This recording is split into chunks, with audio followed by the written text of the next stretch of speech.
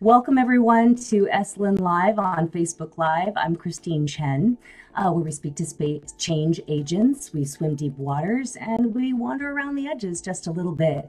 Today we are exploring the topic of mental health in the time of COVID, specifically our relationship with food. Joining me today is a very special guest, Dr. Eugenio Duarte. He's a psychoanalyst in private practice in Miami with a specialty in eating disorders. Over a decade of experience treating eating and body image issues. He's an instructor at the Florida Psychoanalytic Center and William Alanson White Institute in New York City. That's a mouthful. He works on the intersection and in the intersection of eating disorders, gender, and sexuality. Dr. Duarte, thank you so much for joining us today. Thank you, Christine. I appreciate you being here, and I wanted to tackle this head on. There's a lot of, we joke a little bit, I'm just going to hit it head on, but we joke a little bit about the COVID-19, and this is a touchy subject. Can you speak to that a little bit? Well, I imagine you're talking about a joke about gaining 19 pounds. Is that the the joke? Yeah, that's what people tend to say these days. It's sort of going around as I'm trying to tackle the COVID-19 or I've gained the COVID-19, kind of a riff on the freshman gain, right? But this is specifically weight gain associated with stay at home, shelter at home, and quarantine. It's something I've been hearing, but I know from your background that you think that this is potentially a touchy subject. And it's a tricky one because in the world of eating disorders recovery, and I realize that not everyone who talks about gaining weight during the pandemic necessarily has an eating disorder. I'm not saying that, but in the world of eating disorder recovery where I work, we tend to try to stay away from focusing too much on weight and too much on numbers. So I feel almost a little bit of resistance to making too big of a thing out of someone gaining some weight during the pandemic, because sometimes it's that very kind of preoccupation with the number on the scale that gets people into trouble. That said, I don't want to be casual about the matter of weight gain because it could indicate a problem, but I think if people are going to be examining their relationship to food during the pandemic, you're probably better off focusing less strictly on the number on the scale and looking a little bit more, focusing more of your attention on how it is that you're interacting with food these days, and asking yourself, does it feel problematic to me, the way that I'm using food, the way that the place that food is taken in my life right now, the way that I'm relating to my body, to its shape, to its size. That's one way that I would kind of reframe this issue of, a COVID-15 or 19 or whatever it is. Do you think that the relationship has changed to food in quarantine? Is there validity to that observation by some? I think definitely, and I think it's to be expected. And I actually, I mean, look, we can't lose sight of the fact that we're living in a new world, that our world collectively and our individual worlds are totally off kilter. And I think it's normal to expect that our relationship with food would be disrupted right now, would look different than it normally looks. I'd almost be a little bit more concerned if I was speaking to someone who claimed that their relationship to food had not changed. That might raise more of a red flag for me than someone saying that it had. I think that food and our relationship to it, they're doing a lot more work for us these days than before, because food is a thing that serves a lot of functions for us, especially in social settings. I mean, we use it to bond with people. We use it to connect. We use it as an excuse or a reason to get out of the house and to go places. We use it ceremoniously to mark certain occasions at parties or weddings or in special moments. And we don't have that right now. So it's not surprising to me that we are relying on food, especially at home, in new ways, spending more time in the kitchen, trying to make more out of food than we used to, because we don't have those other things that until recently were such fixtures of our lives. There's a real loss that the real losses that we're all grieving. And I think therefore we're looking to food and to meals and to the rituals around that to make up for some of what we've lost. Mm. So it sounds like what you're saying is that there is a real mental health impact with relationship to food in this time of COVID, in this time of quarantine, where the words that you mentioned, loss and grief. Could you dive a little bit into that with respect to food? Sure. Something that I should say to so that everything else that I say makes sense. I should share with you my general philosophy when it comes to our relationship to food and its relationship to our mental health, whether we're talking about eating disorders or not. I think, and this makes most sense if I speak about eating disorders. When I work with someone who has an eating disorder, I see the eating disorder as just a symptom of a deeper problem that is not actually about food per se, but that might have to do with problems that we're having in our relationships, problems that we're having in our relationship to desire, to want, our relationship to need, and to what those things feel like. And oftentimes we don't have the words to express, to even formulate those problems, those struggles. And so they seek symbolic expression in our relationship to food. At the most extreme, at the most problematic end of the spectrum, you have people who qualify for an eating disorder. So to give you an example, people who struggle with something like anorexia, with restricting and not eating, are often communicating some internal state of deprivation or a need for self-sufficiency or a fear of dependency, a fear to take people in, to take food in. People who struggle with binging may be communicating symbolically a really deep longing, a deep, deep hunger, a sense of insatiability. So but even when you don't have an eating disorder, I think our relationship to food kind of parallels our relationship to a lot of things, to how we handle desire, to how we relate to our wants, how we relate to people. So I think since we are grieving the loss of people we haven't seen in a long time, the loss of being able to work in the way we're used to, or work at all for some people, the loss of travel, the loss of enjoyment, the loss of connection, we're bound to express some of that pain, some of those longings, some of those feelings in our relationship to food. We're expressing it when we stand by the pantry and kind of binge a little bit on a bag of chips.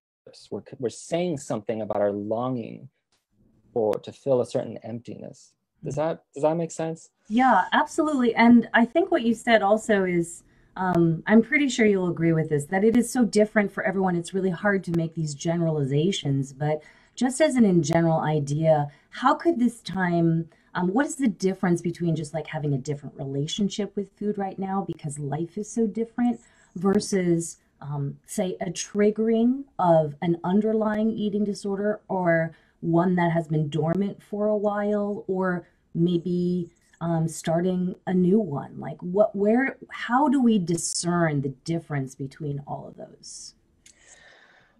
That's a good question, a complicated one. I guess I'm thinking, so there are a few scenarios that you mentioned. One that you mentioned was that of a person who maybe was in the beginnings of an eating disorder, or sort of marching along in that direction, unfortunately. And then there's something about the pandemic that triggered that. And that's a totally feasible scenario because, again, the pandemic disrupted so much and has caused so much pain and loss for people.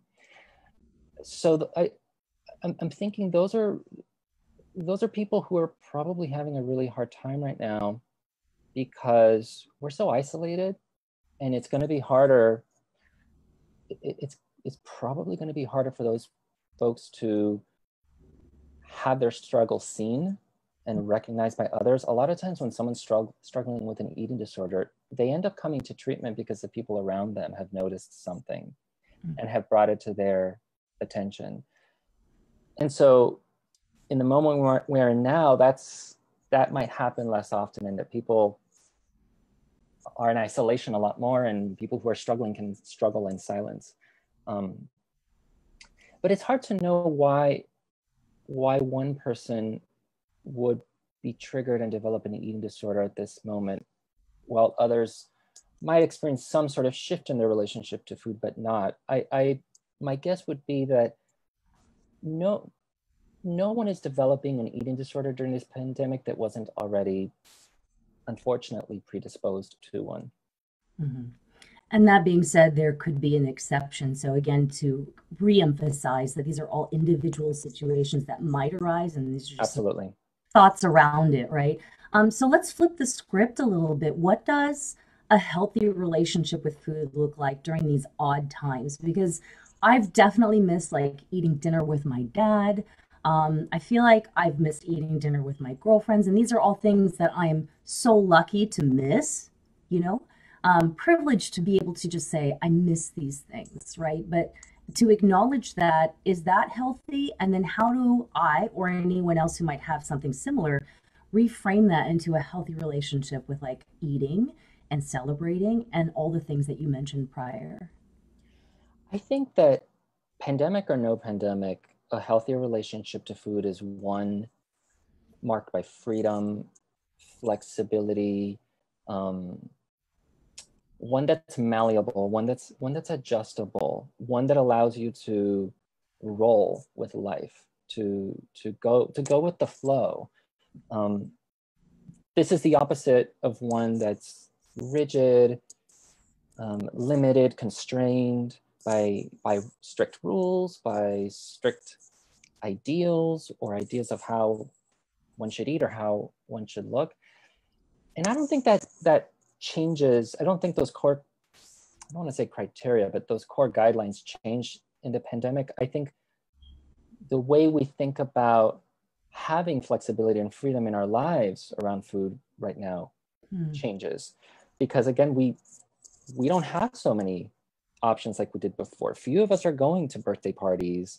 Few of us are sitting at restaurants, much less with big groups of people. So I'd say a healthy relationship with food right now is one where even within the limited options, you're still finding choice, you're still finding freedom, and one also marked by awareness of what you're craving, what you're wanting in any given moment. We talk in the treatment world about the difference between physical hunger and emotional hunger. And so a healthy relationship with food would be one where you have awareness about, am I hungry right now? What does my body need right now? Or am I not hungry, but am I feeling something emotionally instead that's driving me to the fridge? And I'm not here to say that's bad or unhealthy, but that you're not in the most alignment when you're guiding yourself in that way. So anyway, so those are some of my ideas of what a healthy relationship with food would be right now. But flexibility is the most important one, really. How do we practice that in real life, Dr. Duarte? I mean, the idea of being flexible with food sounds amazing to me, and I'm sure a lot of people too. Day in and day out, what does that look like? Is there a ritual or a practice or a framework that you can suggest to just try and just investigate for yourself what that might be like if you're interested, or if this is a path that you're interested in exploring? Is that possible? I think so.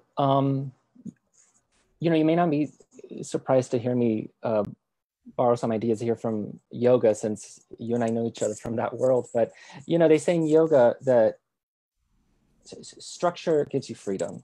That the two are related. And I think that at a time like this, some amount of ritual or even routine. I know that word sometimes doesn't have the best connotation, but some amount of structure, routine, some amount of regularity will help people, and paradoxically will allow us to feel more free. So if you make it a habit to eat breakfast every day, have lunch every day, have dinner, have moments when you check in with yourself to see if you need some sort of snack.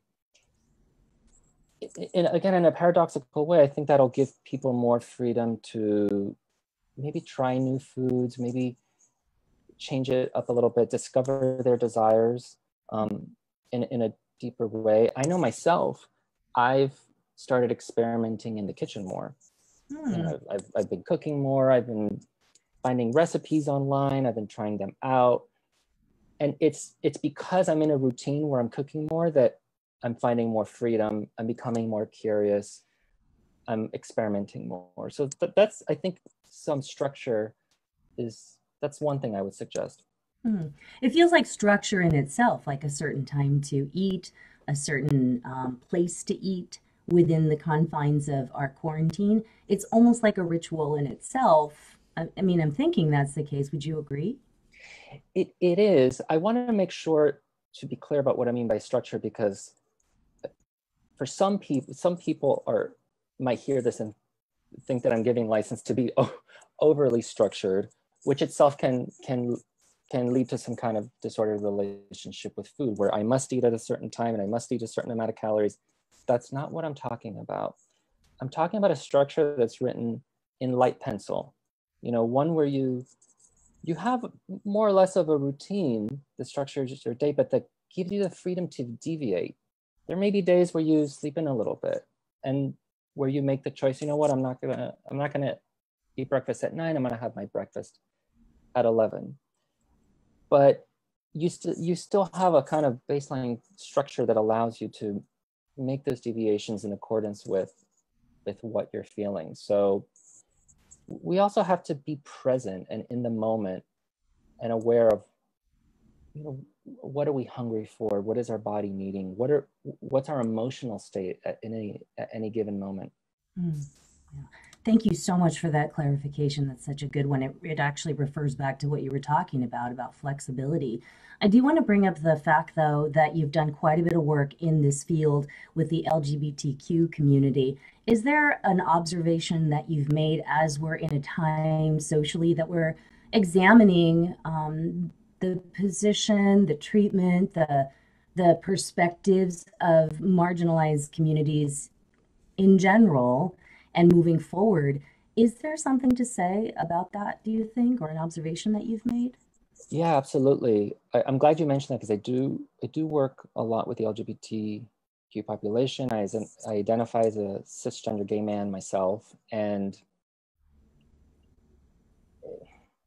I'm thinking in particular about, I mean, I'm trying to avoid generalizations here. I'm thinking in particular about those folks who are not in the best place with their family right now because their family don't affirm how they identify. And a lot of people, particularly I think young people in the LGBT community who are in this kind of predicament, are finding themselves stuck at home with family who are not affirming. And if it weren't for the pandemic, maybe they would be in college, maybe they would be in conditions that allow them to have a little bit more independence and autonomy. And they don't have that right now. And that's something I've observed in my practice. That's something I've observed just in talking to people. And it's challenging because we don't know how long this is going to last, and they're having to work really hard to hold on to their voice, their sense of themselves, in an environment that makes it really hard to do so. I don't have a quick fix for those folks, but I know what they're going through, and I think a lot about how this is going to play out for them, and what they're having to do just to retain a sense again of themselves and of their agency and of their identity. Hmm. This has been so enlightening and so enriching, I'm sure, for so many, myself included. I do want to ask you, though, to turn it positive and really think Sure. about like how we can work with this and practice this relationship with food. Is there for you, and this could inspire others, a positive memory with food that helps you feel safe and grounded during these times? A positive memory with food. I'm gonna be honest with you. Just what comes to mind right away are memories that I've created during the pandemic. I so I live with some of my loved ones, and because I've been cooking a lot, I have taken a new enjoyment, not just in preparing the food, but then in serving it and sitting with my loved ones and having it. And I'm realizing, I think a lot of us are, that before the pandemic, I was living such a crazy life. I mean, I was always working and running here and running there, and I was not sitting down to have dinner with my loved ones at home nearly as much as I am now. And so, and again, I realize I'm very privileged to be in a situation where I can have these experiences. I'm aware not everybody can, but I'm really grateful that I've had the time and the opportunity to really sit, with my mom, with my husband, and have a bowl of pasta that I made myself using some New York Times cooking recipe. I mean, that's just something I didn't. That's the kind of thing I used to say all the time. Oh, I can't wait to do this. I can't wait to do this. I would bookmark all these recipes, and now I've gotten to do it, and we've had some. I have some really nice memories with them, um, of very ordinary moments that were very joyful, and so I'm Mm. grateful for that. Well, I'm grateful that you shared that, and maybe I'll just, plant the seed for you to share that recipe with us as well. Absolutely. Me the link and I'll add it to the post. You are also the host of a podcast, New Books in Psychology, on iTunes and Spotify. So if people want to hear more of your voice and more of your thoughts on some of the issues that we've talked about, they can listen to you on iTunes and Spotify. Again, the podcast name is New Books in Psychology. Dr. Eugenio Duarte from Miami today. Thank you so much for joining us. Thank you to Christine. It was a pleasure. Have a beautiful day.